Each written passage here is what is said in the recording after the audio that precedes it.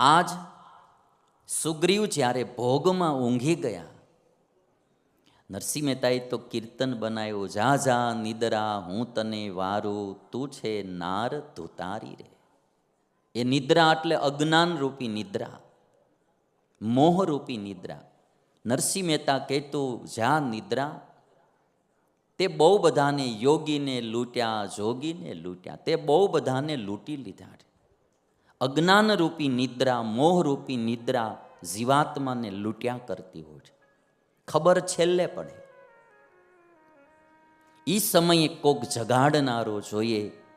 સુગ્રીવને હનુમાનજી મહારાજ ભેગા હતા. સુગ્રીવ પાસે હનુમાનજી મહારાજ ગયા છે. અને જગાડનારા પુરુષે કેવા હોય? કોઈને ખબર ન પડવા દે એમ જગાડે. એમ ન કે આખા ગામમાં મેં એને જગાડ્યો, એમ નહીં.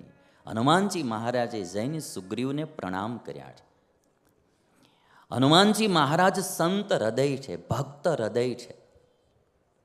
એ આ વાત ઉપરથી આપણને ખ્યાલ આવે કે કોઈ માણસ ભોગમાં ડૂબેલો હોય, એનું પરિણામ મોડું આવવાનું હોય, એ સમયે એને જગાડવા જાય. જેને જગતની કોઈ આસક્તિ નથી, જગતમાં કોઈ પ્રીતિ નથી, એ વ્યક્તિ એને જગાડવા જાય તો ઓલા માણસને પ્રણામ કરી હાથ જોડીને વાત કરે. વિચાર તો કરો કેવું કામ કહેવાય. હનુમાનજી મહારાજે જય સુગ્રીવને પ્રણામ કરી હાથ જોડીને વાત કરી કે તમારું કાર્ય રામે કરી દીધું, હવે રામનું કાર્ય તમારે સમયે કરી દેવું જોઈએ. મિત્રતાનો ધર્મ તમારે નિભાવવો જોઈએ. એકાંતમાં જઈ સુગ્રીવને હનુમાનજી મહારાજે વાત કરી. આવી રીતે કોઈ જગતથી વિરક્ત હોય અને કોઈ જગતમાં આસક્ત હોય, એની આગળ કોઈ નમી ન હોય કે ને ભાઈ. એને હનુમાનજી મહારાજ સરળ છે. હનુમાનજી મહારાજ બધાનું હિત કરનારા છે. હનુમાનજી મહારાજને પોતાને ઉપસવાનું કોઈ તાન નથી. હનુમાનજી મહારાજે વાત કરી. સુગ્રીવ જાગ્યા છે. સુગ્રીવે બધાને આદેશ આપ્યો કે આપણી સેનાઓ ભેગી મળો કરવા, વાનરોની રીંછોની સેનાઓ ભેગી મળી થાવ. આ બાજુ રામચંદ્ર ભગવાને લક્ષ્મણને કીધું કે લક્ષ્મણ, આ સુગ્રીવ ભોગમાં ડૂબી અને આપણું કામ કરવાનું ભૂલી ગયો હોય એવું લાગે છે. તમે જરાક એને જઈને સાવધાન કરો. એને જઈને કહો કે જે માર્ગેથી વાલી ગયો ને એ માર્ગ હજી બંધ નથી થઈ ગયો. જે માર્ગેથી વાલી ગયો ને એ માર્ગ બંધ નથી થઈ ગયો, હજી ખુલ્લો છે. અને એટલી વાત જ્યાં રામે કરી ત્યાં તો લક્ષ્મણ તો જરા આકરે પાણીએ. એ કે એને કામ કરવાની દાનત જ નથી કે એને ઉપકાર પાછો ચૂકવવાની દાનત જ નથી. હમણાં જઈને હું મારી નાખું. રામ કે ભાઈ એટલો બધો ઉતાવળો થામાં ભાઈ, એ જીવતો હશે કંઈક કામ કરશે, મરી ગયેલો કાંઈ નહીં કરે. માટે એટલી બધી ઉતાવળની જરૂર નથી. લક્ષ્મણ કે હું જાઉં છું. લક્ષ્મણ આવ્યા ને તો પહેલાં તો વાલીની પત્ની તારા એમણે એમને કહ્યું કે ભાઈ લક્ષ્મણ, સુગ્રીવ જરૂર રાજ મળ્યું, ઘણા સમયથી આ નહોતું એટલે ભોગમાં ડૂબ્યો છે, પણ લંકામાં જાવુંની હેલું નથી. એની માટે તૈયારી બહુ મોટી કરવી પડે એમ છે, એટલે તમે ધીરજ રાખો. હનુમાનજી મહારાજે લક્ષ્મણને આશ્વાસન આપ્યું કે સુગ્રીવ બધી તૈયારી કરવા માંડ્યા છે, તમે ચિંતા ના કરો.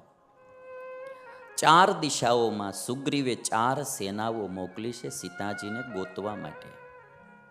અને એમાં દક્ષિણ દિશામાં અંગદના નેતૃત્વમાં, વાલીનો દીકરો અંગદ એના નેતૃત્વમાં સેના મોકલી, જેમાં હનુમાનજી મહારાજ પણ હતા. વાલીને, સુગ્રીવને સૌથી વધારે ભરોસો હનુમાનમાં હતો કે જો સીતાજીને ગોતીને કોઈ આવશે તો આ હનુમાન ગોતીને આવશે. સુગ્રીવને હનુમાનમાં અતિશય ભરોસો હતો, એટલે રામને પણ હનુમાનમાં ભરોસો.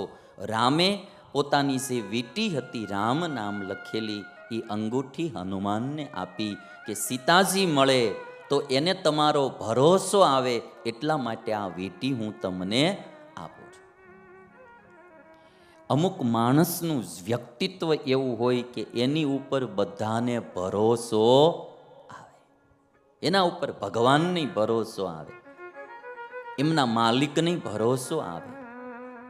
અને અમુકનું જીવન એ રીતનું હોય, હગી પત્નીને ભરોસો ન આવે.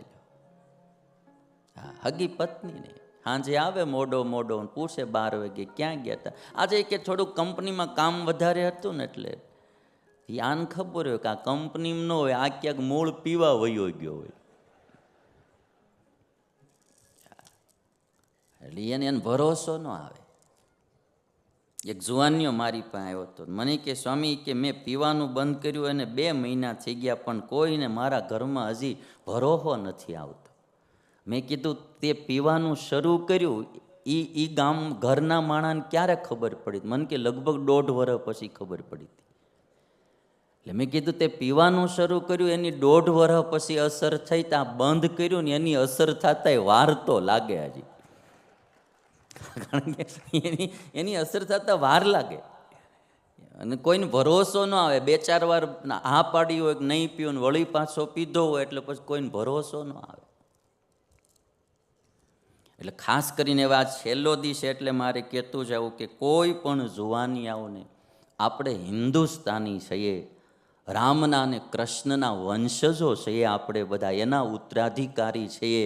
પીવો હોય તો સત્સંગ પીવો, પણ દારૂ તો કોઈ દી ન પીવો. કેફ તો આપણને આપણા સારા જીવનનો હોવો જોઈએ, પવિત્ર જીવનનો હોવો જોઈએ, સત્કર્મનો હોવો જોઈએ, દેશ કે સમાજને માટે કંઈક કાર્ય કરીએ એનો કેફ હોવો જોઈએ. હડેલા બગડેલા દારૂના કેફ શું હોય ભલા? એ હાંજે પીવો ને સવારે ઉતરી જાય કેફ કામનો હું? એટલે એવામાં ક્યાંય પડવું નહીં. એક ચીજ કહીશ કે ક્યારેય બી જીવનમાં કોઈ સંકટ આવે, દુઃખ આવે, વિપત્તિ આવે, ટેન્શન આવે તો એવું ન સમજતા કે હું દારૂ પીવું તો મારું ટેન્શન હળવું થાય. આ બીજું ટેન્શન લાવવાનું કામ કરો છો તમે.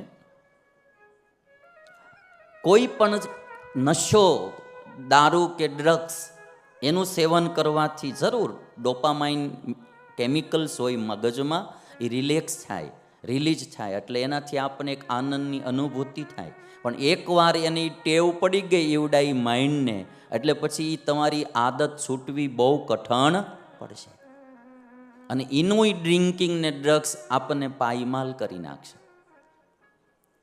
જ્યારે ક્યારે સંકટ આવે જીવનમાં, દુઃખ આવે તો જરૂર ને જરૂર ભગવાનનો આશ્રય કરવો અને કાં સત્સંગનો આશ્રય કરવો, પણ મોળી ચીજનો આશ્રય ન કરવો.